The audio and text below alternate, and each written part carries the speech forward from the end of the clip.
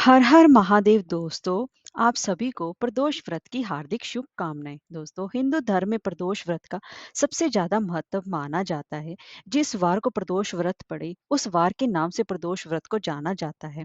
और इस दिन भगवान शिव के प्रति पूजा पाठ और व्रत रखा जाता है और प्रदोष काल में भगवान शिव व माँ पार्वती की पूजा अर्चना की जाती है और संपूर्ण शिव परिवार का पूजन अर्चन किया जाता है। इस दिन व्रत करने और पूजन करने से भगवान शिव और माँ पार्वती की विशेष कृपा प्राप्त होती है और इस दिन व्रत कथा सुनने का भी विधान है। तो दोस्तों, सबसे पहले आज के हम इस वीडियो में जानेंगे कि शुक्र प्रदोष व्रत की तिथि कब से कब तक पड़ रही है और प्रदोष काल की पूजा का शुभ मुहूर्त क्या रहेगा और उसके बाद प्रदोष व्रत कथा श्रवण करवाऊंगी। तो चलिए वीडियो शुरू करते हैं। दोस्तों, अगर आपको हमारी ये वीडियो अच्छी लगे तो लाइक शेयर और सब्सक्राइब करना ना भूलें और कमेंट बॉक्स में हर हर महादेव अवश्य लिखें। तो चलिए वीडियो शुरू करते हैं। दोस्तों, प्रदोष व्रत हमेशा ही त्रयोदशी तिथि को रखा जाता है। तो शुक्ल पक्ष की त्रयोदशी तिथि की शुरुआत 24 नवंबर दिन शुक्रवार को शाम को 7:06 से प्रारंभ हो रही है और अगले दिन 25 नवंबर दिन यानी कि शनिवार को शाम को 5:22 पर समापन हो रही है। दोस्तों, प्रदोष व्रत की पूजा हमेशा ही प्रदोष काल में की जाती है। प्रदोष काल यानी कि सूर्यास्त से 24 मिनट पहले और सूर्यास्त के 24 मिनट बाद के काल को सूर्यास्त काल प्रदोष काल कहा जाता है। इसी में भगवान शिव की पूजा अर्चना की जाती है। तो शुक्रवार के दिन प्रदोष व्रत रखा जाएगा और यह शुक्र प्रदोष व्रत कहलाएगा। अब हम जान लेते हैं कि प्रदोष व्रत की पूजा का मुहूर्त क्या है। तो 24 नवंबर को प्रदोष व्रत की शाम की पूजा का मुहूर्त शाम को 7:06 से लेकर 8:06 तक रहेगा। आपको भगवान शिव की पूजा के लिए 1 घंटे का समय मिल रहा है। अब प्रदोष व्रत पर पूजा विधि करने के लिए सुबह आप ब्रह्म मुहूर्त में जल्दी उठें, स्नान आदि करके भगवान शिव के मंदिर में जाएं और वहां पर भगवान शिव का पंचामृत से गंगा जल मिले जल से अभिषेक करें और संपूर्ण शिव परिवार का पूजन अर्चन करें और वहां पर भगवान शिव के मंत्र ओम नमः शिवाय का जाप अवश्य ही करना चाहिए। इससे सुख समृद्धि आती है और यह शुक्रवार के दिन पढ़ने के कारण लक्ष्मी माता की भी विशेष कृपा आप पर बनी रहती है। इसीलिए इस दिन इस व्रत को और इस पूजा पाठ को अवश्य ही करें। अगर आप व्रत नहीं भी रख रहे हैं तो पूजा पाठ तो आप अवश्य ही करें। और शुक्र प्रदोष व्रत रखने से दाम्पत्य जीवन में प्यार और समर्पण बना रहता है। आइए दोस्तों, अब मैं आपको शुक्र प्रदोष व्रत की व्रत कथा श्रवण करवाती हूँ। प्राचीन काल समय की बात है।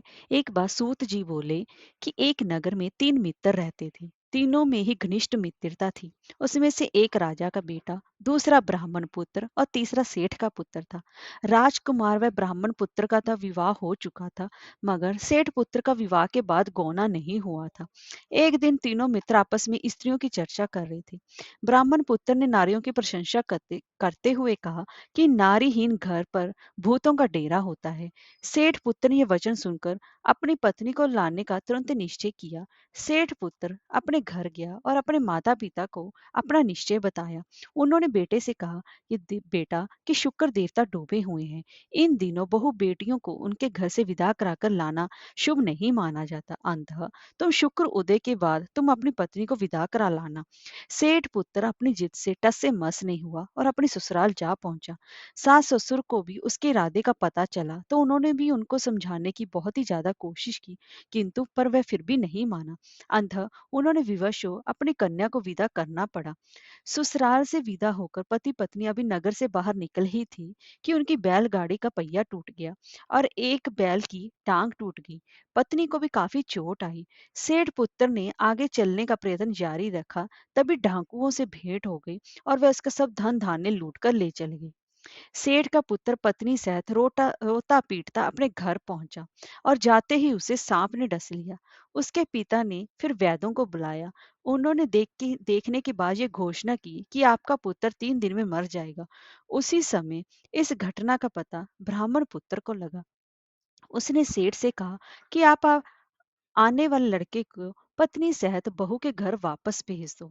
ये सारी बाधाएं इस कारण से आई हैं कि आपका पुत्र शुक्र अस्त में पत्नी को विदा कर लेकर आया है। यदि वे वहां पहुंच जाएगा तो ये बच जाएगा।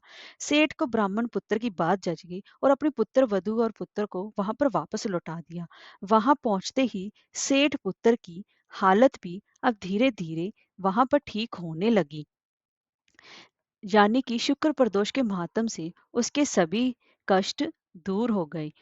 इसीलिए इस दिन व्रत कथा वशी सुने अथवा सुनाएं तथा कथा समाप्ति के बाद हवन सामग्री मिलाकर 11 या 21 या 108 बार ओम ह्रीम क्लीम नमः शिवाय स्वाहा इस मंत्र से आहुति देनी चाहिए।